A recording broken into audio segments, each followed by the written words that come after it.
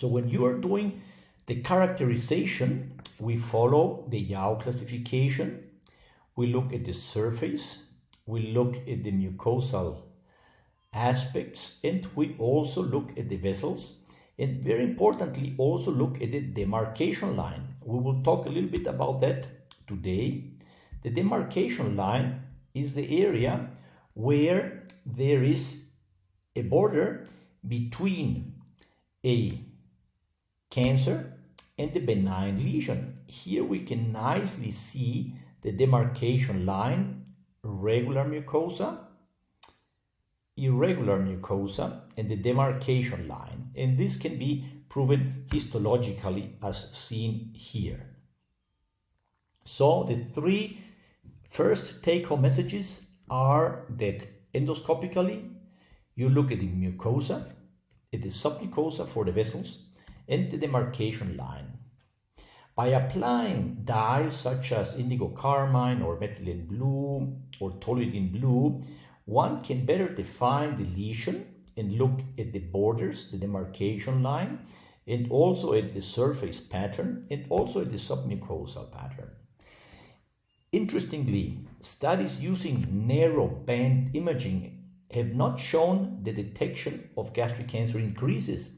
Therefore, nowadays, NBI is mainly used for characterization, but this is a good news for all of us in the remaining world where not everybody has zoom endoscopes like in Japan.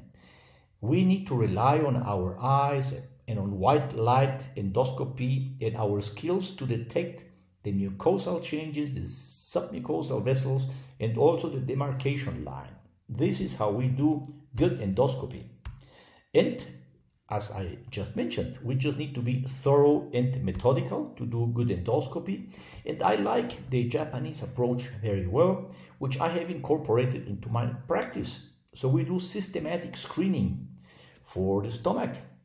In Japan, 22 pictures are standard for doing screening of the stomach, and in some places more than those pictures are done. In the West, there are places where no picture is done during endoscopy, which I don't think it's appropriate because endoscopy means documentation of how the mucosa looks in any part of the GI tract. Most would agree that this is an excellent systematic screening, but it has some defects, as I will show you. Notice that the focus of the areas is diminished, the stomach is not well inflated, and there are lots of folds present. By doing an endoscopy like this, the chances of missing a cancer will increase. Nonetheless, it's nice that the endoscopist is trying to do several pictures here. Now, this is a great systematic screening. There is very good insufflation of the stomach, which allows for better mucosal inspection.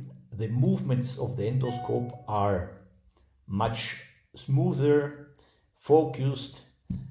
There is time in this procedure, and this is something very important. As you will see, we need to do systematic and timely endoscopy.